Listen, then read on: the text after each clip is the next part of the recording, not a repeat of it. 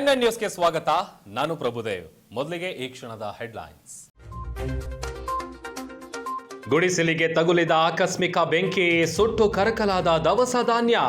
ಮೇಕೆಗಳನ್ನ ಕಾಪಾಡಲು ಹೋದ ಅತ್ತೆ ಸೊಸೆ ಆಸ್ಪತ್ರೆಗೆ ದಾಖಲು. ಹಿರಿಯೂರು ತಾಲೂಕಿನ ಕಂದಿಕೆರೆ ಗ್ರಾಮದಲ್ಲಿ ಕೆಂಚಮ್ಮ ದೇವಿಯ ನೂತನ ದೇವಾಲಯ ಉದ್ಘಾಟನೆ, ನಂಜಾವಧೂತ ಸ್ವಾಮೀಜಿಗಳ ದಿವ್ಯ ಸಾನ್ನಿಧ್ಯ. ನೂತನ ಕೊಳವೆ ಬಾವಿ ಕೊರೆಸುವಂತೆ ಆಗ್ರಹ, ಕಣ್ಮುಚ್ಚಿ ಕುಳಿತ ಗ್ರಾಮ ಪಂಚಾಯಿತಿ ಅಧಿಕಾರಿಗಳು. ಪ್ರತಿನಿತ್ಯ ಪಂಪ್ ಸೆಟ್ ನೀರು ಕುಡಿಯುವ ದುಸ್ಥಿತಿ.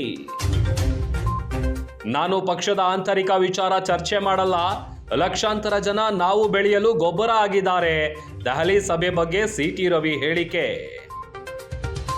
ಸ್ಪಂದನ ಕ್ರೀಡಾ ಮತ್ತು ಸಾಂಸ್ಕೃತಿಕ ಸಂಘದ ವತಿಯಿಂದ ತಿಪಟೂರಿನಲ್ಲಿ ರಾಷ್ಟ್ರೀಯ ಮಟ್ಟದ ಹೊನಲು ಬೆಳಕಿನ ವಾಲಿಬಾಲ್ ಪಂದ್ಯಾವಳಿ.